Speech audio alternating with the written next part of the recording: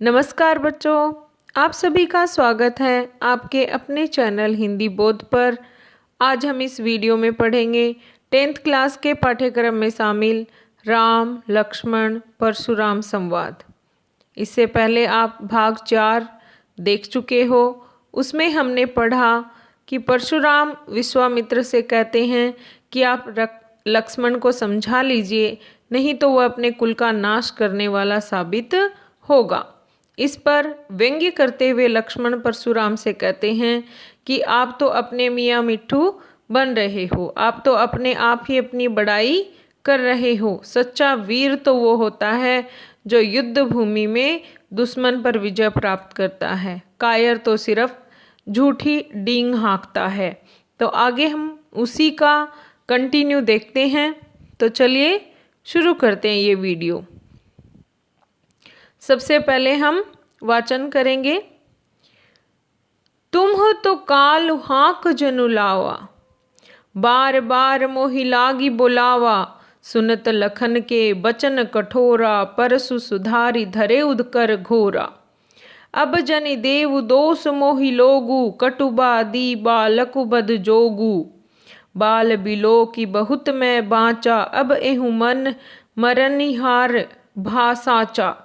कौशिक कहा क्षमीय अपराधु, बाल दोष गुण गुणहीन साधु। खर कुठार में अकुरन कोही, आगे अपराधी गुरु द्रोही। उत्तर देत छोड़ो बिनु मारे, केवल कौशिक सील तुम्हारे। नैत एहि काटी कठोर कठोर, गुरहि उरीन हो तेउ श्रम थोरे। गाधी सूनु कह हृदय हसी मुनिहि, हरियरे सूझ अयमय खांडन ऊखमय, अजहुन बूझ अबूझ। अब देखिए, इसमें हम सबसे पहले शब्दार्थ जानेंगे, भावार्थ और इसकी क्या विशेषता है, काव्यगत सौंदर्य हम इसका जानेंगे। साथ ही नया जो न्यू सिलेबस मैंने आपको बताया है, उसके अनुसार इस पैराग्राफ से, इस संवाद से, इस चौपाई और दोहे से कैसे प्रश्न एग्जाम में आ सकते हैं, वो भी मैंने आपको बनाकर दिए हैं। तो चलिए हम देखते हैं आगे।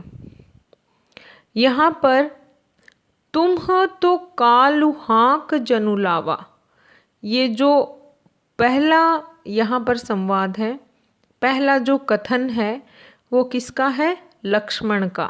तो लक्ष्मण क्या कहते हैं? तुम हो तो कालु, कालु का मतलब है मृत्यु। हाँ को मतलब लेकर आना। जैसे कि आप किसी पशु को, किसी एनिमल को पीछे से हम उसको भगाते हैं ना, तो वो होता है हाँकना, अर्थात लेकर चलना, सीधा सीधा रास्ता बताते हुए लेकर चलना। तो यहाँ पर क्या कहा है? तुम हो तो, हे ऋषि, तुम तो कालु हाँक जनु लावा, आप तो जैसे मृत्यु को मेरे लिए लेकर आए हो। जनु मतलब जैसे, जनु का यहाँ पर प्रयोग हुआ है तो यहाँ उत्प्रेक्षा अलंकार है। तो क्या कहते हैं कि आप तो जैसे मृत्यु को मेरे लिए लेकर आए हो यहाँ पर। बार बार मोहि लागी बुलावा, और बार बार, बार बार शब्द का प्रयोग हुआ है यहाँ पर, तो यहाँ पुनरुक्ति प्रकाश अलंकार है। तो मोहि मतलब मुझे, और बार बार आप मुझे बुला रहे हो, अर्थात मुझे मृत्यु का डर दिखा रहे हो।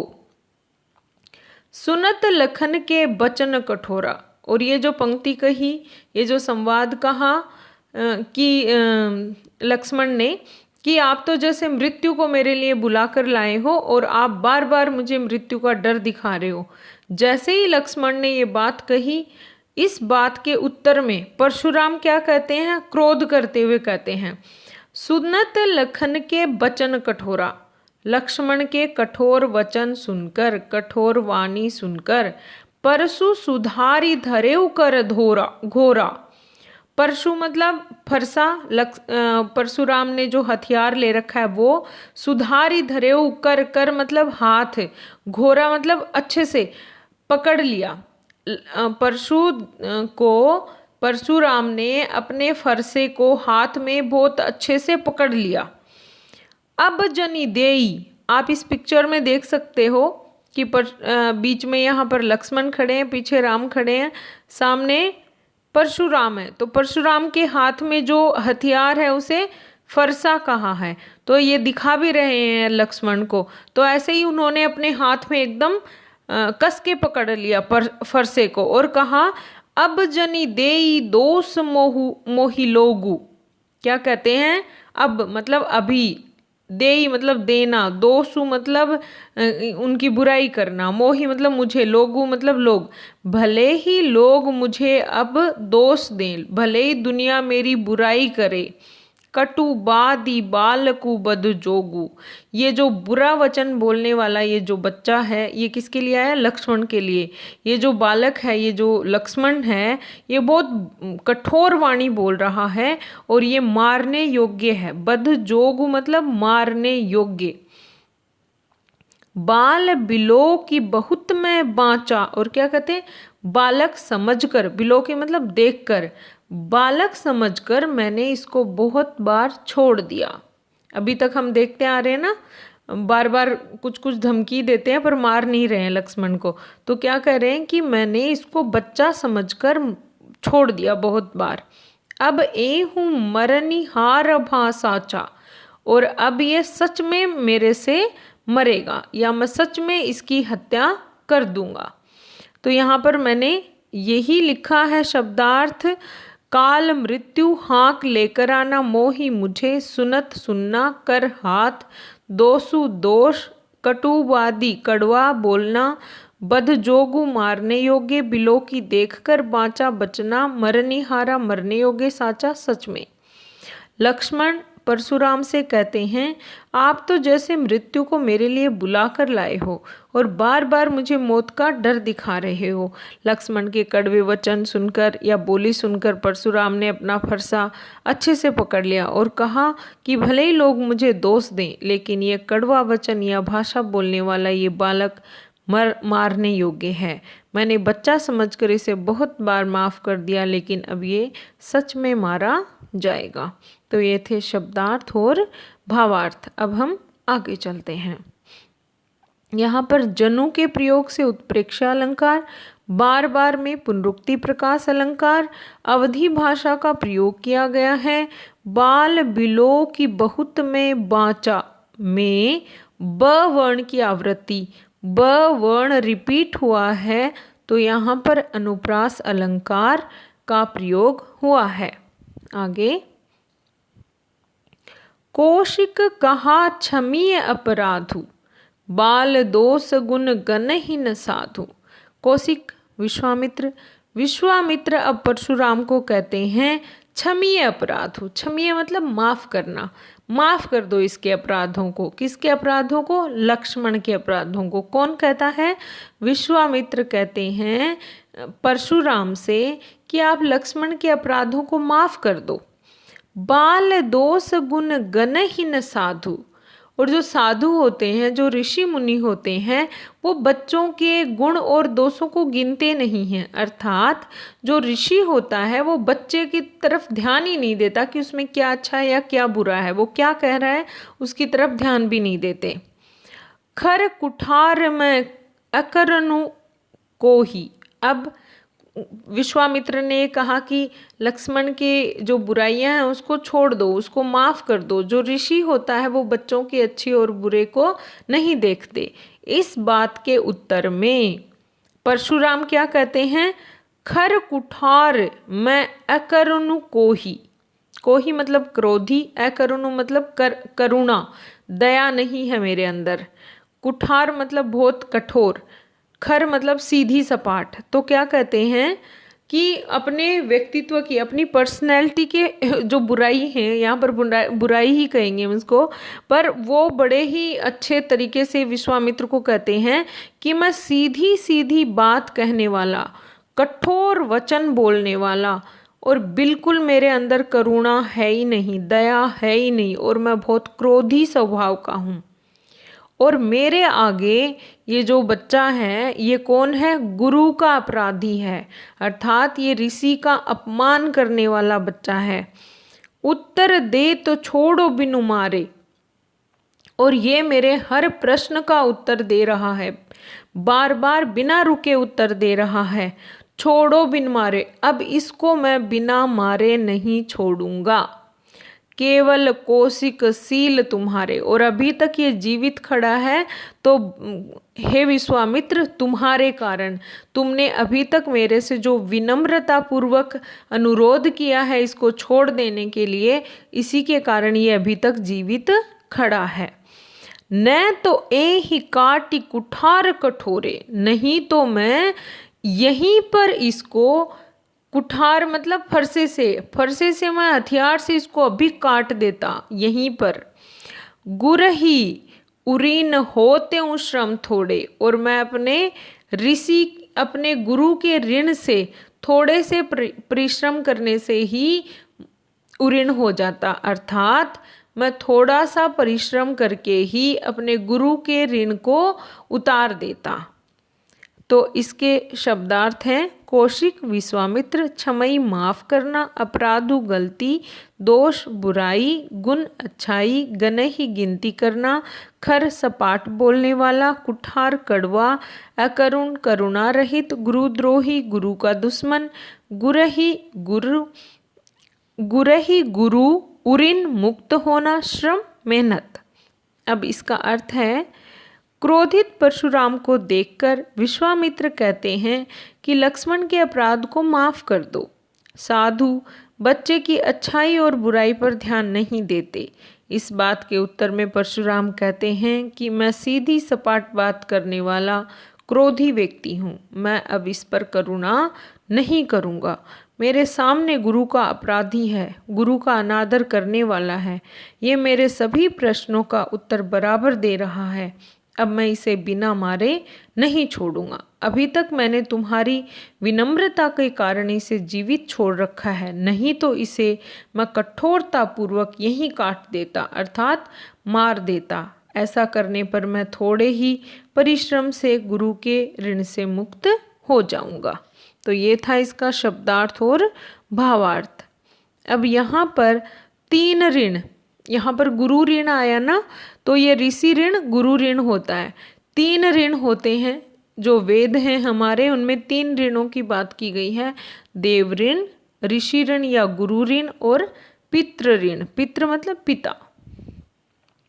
काटी कुठार कठोरे में क की आवृत्ति के कारण अनुप्रास अलंकार का प्रयोग हुआ है। आगे है दोहा, गाधी सुनु कह हृदय हसी, मुनि ही हरियरे सूझ, अय मैं खांड न ऊख मय, अजहु न बूझ अबूझ। अब यहाँ पर देखिए गाधी सुनु का मतलब है विश्वामित्र। विश्वामित्र को गाधी सुनु, गाधी पुत्र थे वो, इसलिए उनको गाधी सुनु कहा गया है।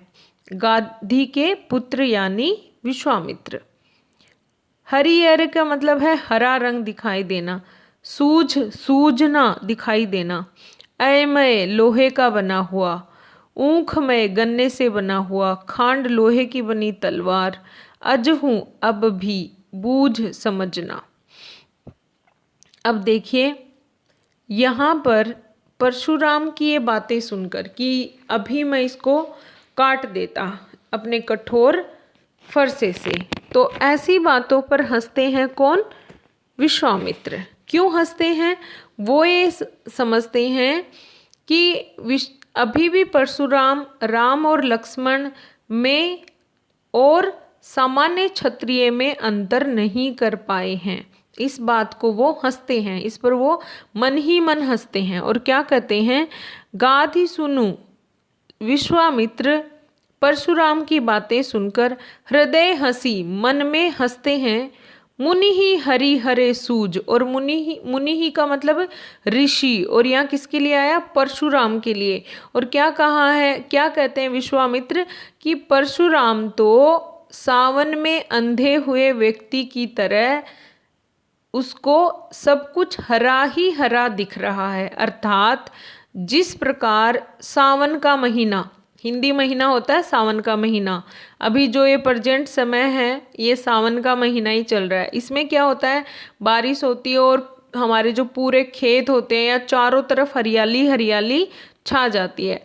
और इस समय मान लो किसी व्यक्ति को दिखना बंद हो जाए, उसको दिखे ही ना, तो उसके मन में क्या रहता है कि जब उसकी आंख फूटी थी या आंखों से दिखना बंद हुआ था तो चारों तरफ क्या थी, हरियाली। तो वो हमेशा अपने मन में एक इमेज बना के रखता है कि अब भी हरियाली ही होगी, जबकि सीजन चेंज होते हैं तो अलग अलग तरीके का सीजन रहता है, तो वो फीलिंग नहीं कर पाता अंधा व्यक्ति, उसको तो लगता है अब भी हरियाली ही है चारों तरफ।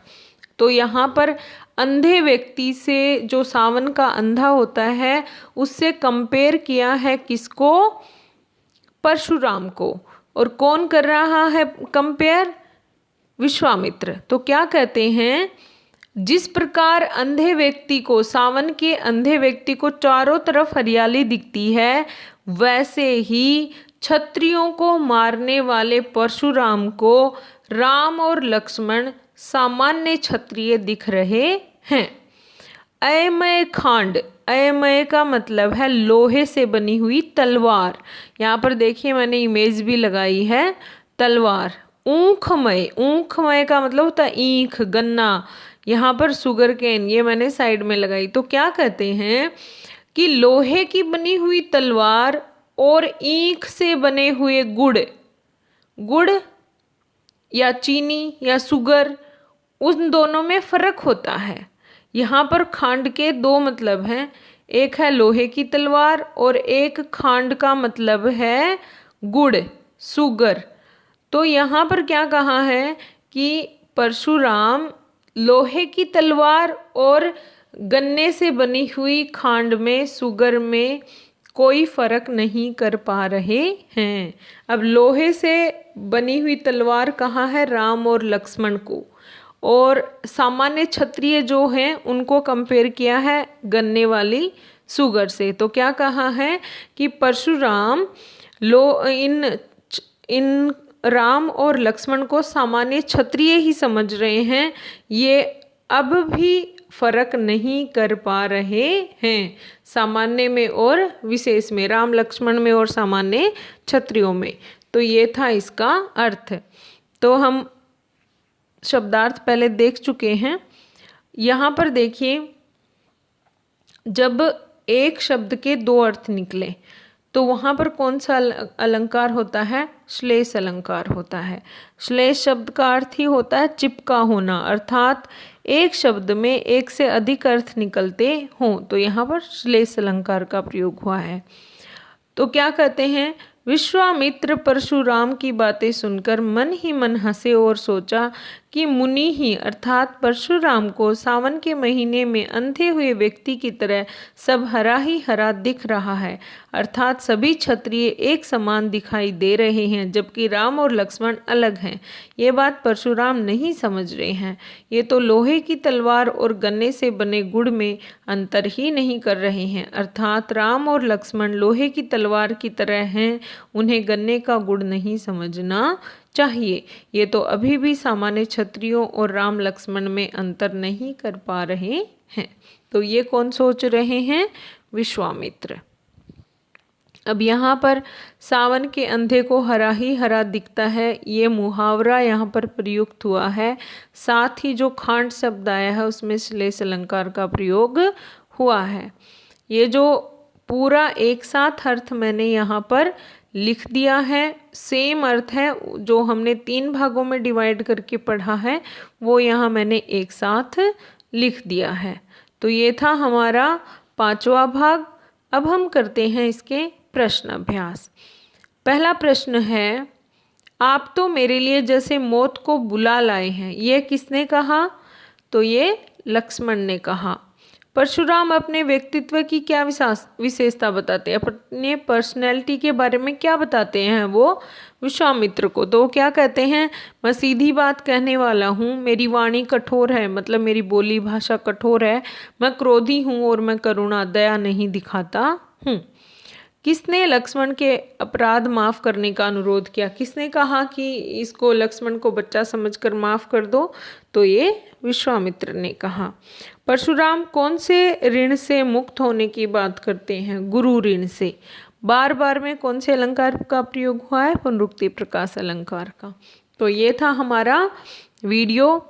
अगर आपको पसंद आए तो आप लाइक ज़रूर करें और आप चैनल पर नए हैं तो सब्सक्राइब करें। Thank you.